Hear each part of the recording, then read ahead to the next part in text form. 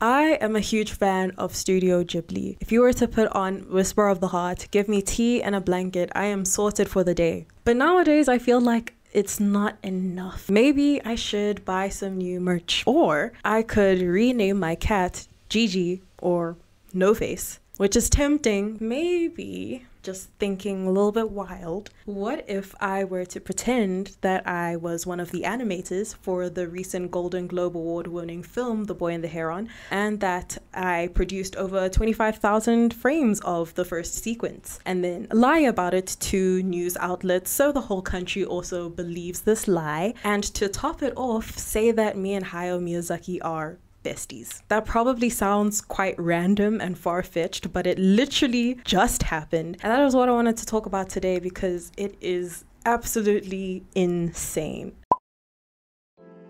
So howdy, welcome to my YouTube channel. I'm Rumboye, and for those who don't know me already, I'm an artist and I make videos just about that. So if that interests you, you might want to hit the subscribe button down below. So as you have noticed, I have another video in less than 7 days. Thank you so much for congratulating me on my upload game. This video is a little bit random. It was just because I came across such a crazy story that is happening all the way in Colombia. If you aren't aware and you somehow have not been exposed to the magic that is Studio Ghibli films, last year there was the latest film The Boy and the Heron that was released, and it also won a Golden Globe Award. It is by famous director Hayao Miyazaki, who also did Spirited Away. We could talk about Studio Ghibli for the entire week. For this video, however, we're going to be talking about this Colombian graphic designer who tricked her country into believing that she was one of the animators for the film and failed miserably because obviously there are things such as credits. But before you get into all of this madness, make sure you like, subscribe, turn on post notifications so you're notified when next I upload a video. We have reached 5,000 subscribers and I'm so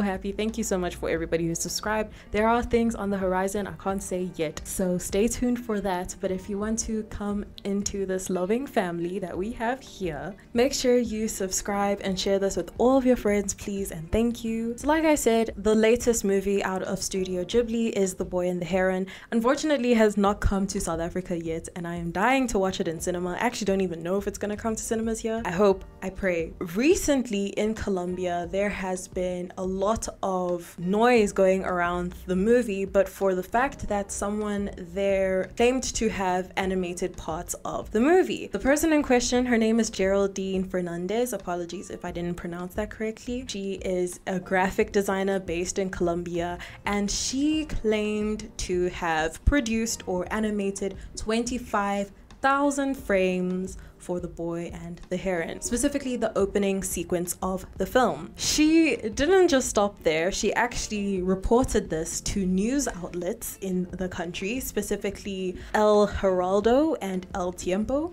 I am pronouncing that so whitewashed, I apologize. Very quickly, people poked holes in her story. In the beginning, someone was able to prove that her name is nowhere to be seen in the credits, which is confusing because if anything, it should be there if you happened to produce that quantity of frames even. The person who was able to confirm that she wasn't in the credits was the American distributor GKIDS. Confirmed it to a news outlet or a publication called Cartoon Brew, which is where I got a lot of the information for this video. And in response to this, in response to her not being in the credits where everybody is credited, she said that the production house said because she is a foreigner, she will be listed underneath one of the animated houses because she was a freelance animator. It was that, and also that she had some sort of non-disclosure agreement, which meant she would not be credited. Both of these make zero sense. She had a lot of excuses. She also said that she would somehow get proof from Studio Ghibli that she had been working for them, but it never came, it never arrived, and the person she told that to, which was a streamer in an interview, also did not believe it. So there were no credits and she couldn't prove in any way. It was just, you know, trust me bro. Another thing that was very weird about this story is that she said she produced 25,000 frames for a 10-second sequence.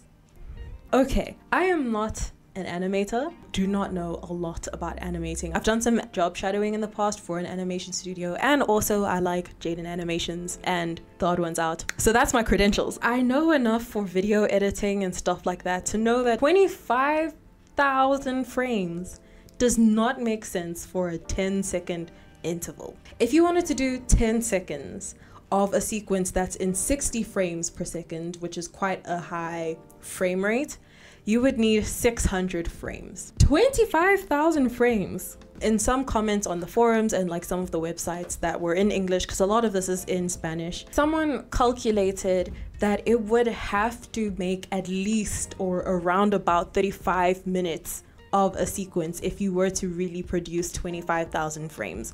So the maths was really not mathing, which if it's a 2-hour movie and she did half an hour of it, then how come she's still not listed in the credits? Another thing to add to her lies, her online portfolio was also completely not hers. Somewhere on the internet, unfortunately, she has like closed some of her accounts, closed her website and privated her Instagram, so I don't know where her online portfolio was made visible. On her portfolio, people easily found out that a lot, if not all, of her art on the portfolio was completely just taken off of different forums online. It's just so much lying. It's just so weird. The way I'm all over the place because this is just so weird. Apologies for that. She claimed, I don't know if this was in the stream that she did with one of the streamers, she had claimed that the reason why she got, or the reason how she secured her job at Studio Ghibli or for this film, is that she had studied at the University of Tokyo, and the illustrations she did there, people said were similar to Hayao Miyazaki's work.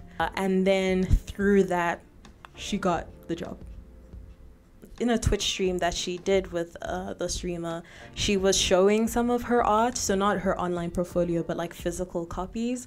And I'm not going to hate on them. All I'm going to say is I don't think that this is the type of portfolio the Studio Ghibli would hire or want to hire for their most recent and most anticipated film. Moreover, I don't think this is the kind of portfolio that they would entrust someone to do the first sequence, arguably one of the most important sequences of this film, especially if this film was supposed to be a retiring film for the director, which I actually don't know if he's going to be retiring because he doesn't know how to retire apparently. She was doing like a bunch of promotional videos saying like, I did 25,000 frames over 10 months, I think it was, or 20 months, I don't know. I actually met him in person in 3 instances. When she signed the contract, he was there like a good boss should.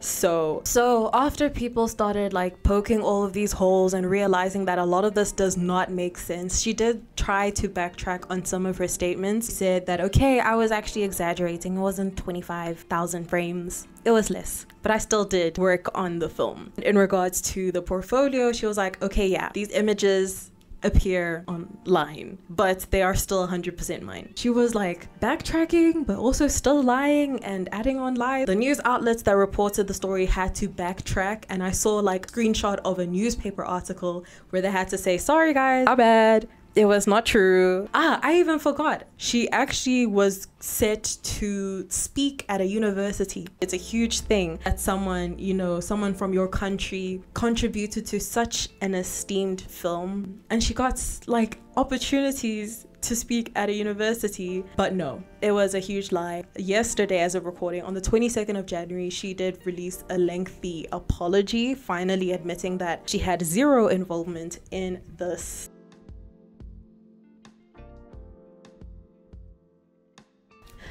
Honestly, shame. I think she just lied and could not control her lie. Essentially in her apology, she's saying that at first she made that small fib to her closed circles, maybe friends around her, that she had done some production in the film, And then from there, the story just like blew up, and then press was starting to contact her, and she continued this lie, and it became harder and harder for her to admit that she was lying. She does feel remorseful, and she did close her website, like I said, and privated her accounts. So another thing that she mentioned in this apology, which is so true, is how the news outlets didn't even fact check her claims. If it's such big outlets and they didn't do anything, how did this thing blow up so much if it could have taken a quick message to the distributors to be like, hey, did she actually work? And they'd be like, oh, I don't know who she is, and then end of story. But they actually blew it up so far and beyond. Not saying that she doesn't have any responsibility. Of course, she shouldn't have lied in the first place. But also, should it not be the bare minimum for a news outlet to fact check the stories they are producing? This story is just like weird. I wanted to talk about it because I saw it's going viral in Colombia, obviously, but there aren't a lot of English sources for it, or a lot of English speaking channels talking about it. So I'd love to hear your thoughts on the topic. I don't have a lot to add. I just thought it was really funny. Goes to show you the power of credits, and also the fact that like your work can be so easily plagiarized by anyone. So make sure that you have your credits everywhere, and that you're watermarking things and that XYZ, because someone might take your work off DeviantArt, pretend it's theirs in their online portfolio, and somehow land a job at Studio Ghibli. But yeah, let me know your thoughts. I was definitely flabbergasted. I'm just gonna end this here and say thank you so much for watching. If you like the video, like. If you like me, subscribe. Comment down below, all that fun jazz. And until then, I woke up every day at 5 a.m. to train with art. This is how it went, or didn't went, because I failed. So it shouldn't be that hard, or so I thought. So